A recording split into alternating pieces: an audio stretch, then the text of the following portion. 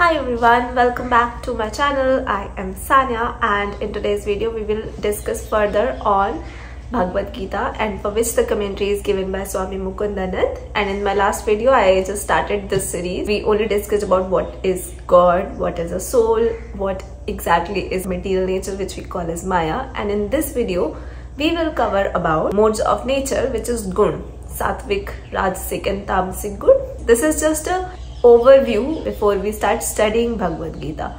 So these are a few things which Swami Mukundananda has described in his book to make our life easier. When we study the book further, we should be clear about what each terminology means, and it's such a great way to start a book. So we will talk about Yagna and we will also talk about Devatas. So let's start with the first topic, which is modes of nature, which is Gunas.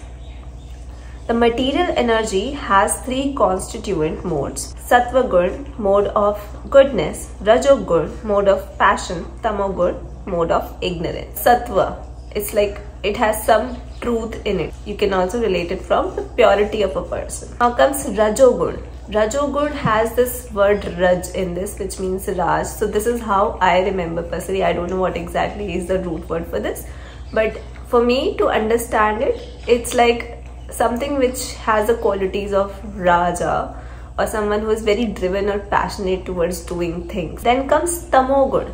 Tam means Andhera. So anything which is taking us towards the darkness is called Tamogun. It's not necessarily negative. Tamogun is the mode of ignorance. It also helps us to be asleep. So these gunas exist in varying proportions in our personality and influence us. So even the time throughout the day is also influenced by the modes of nature. So everything which is material in the world is influenced by one of the three gunas in varying proportions. This is what he is trying to explain here. Now let's understand further. So the mode of ignorance induces laziness, stupor, ignorance, violence, anger and addiction, thereby pulling the soul deeper into the darkness of material illusion. The mode of passion inflames the desire of the mind and senses and induces one to endeavor passionately for fulfilling worldly ambition. The mode of goodness illumines a person with knowledge and nourishes virtuous qualities like kindness, patience and tolerance. All the good things they have categorized into modes of goodness, which is Sattvic or Sattva Gun. It makes the mind peaceful and suitable for spiritual practice.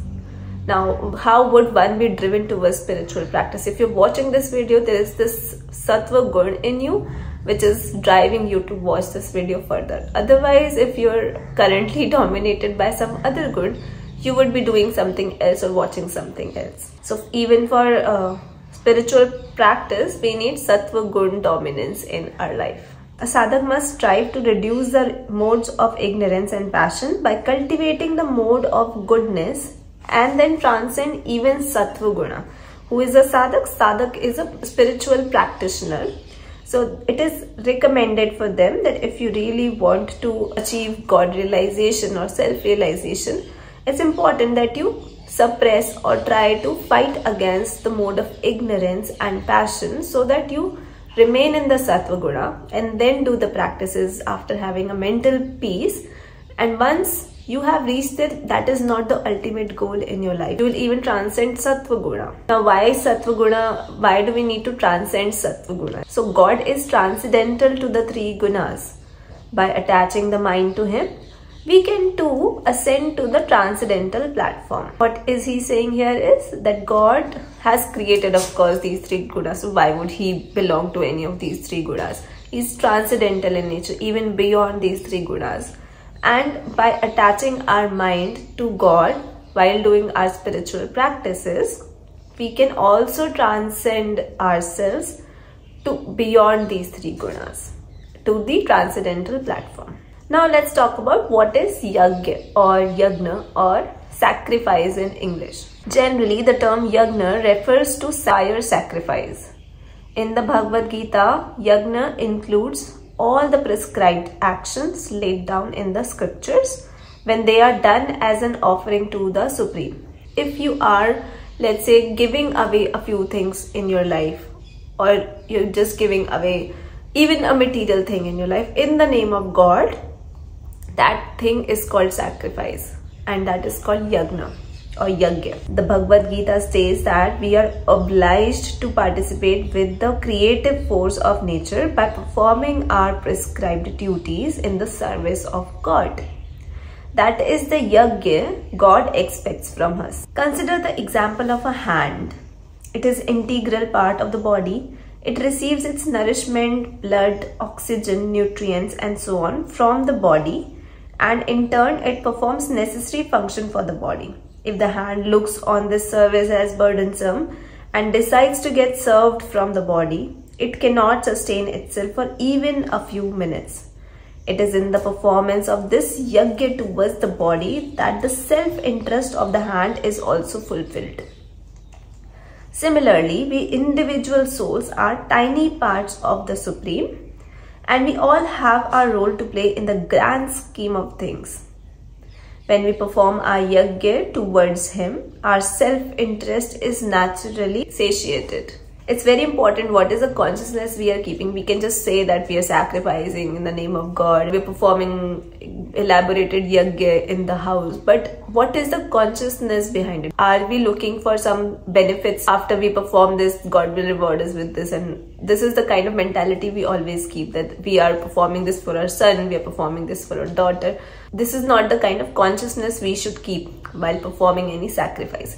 We are doing it because this is our duty. And while doing anything good in life, our consciousness should be good as well, and it should be divine. We don't have to go around and tell anyone about what we have been doing. However, people vary in their understanding and hence perform sacrifice in different manners with dissimilar consciousness. He is also talking about the consciousness that we keep.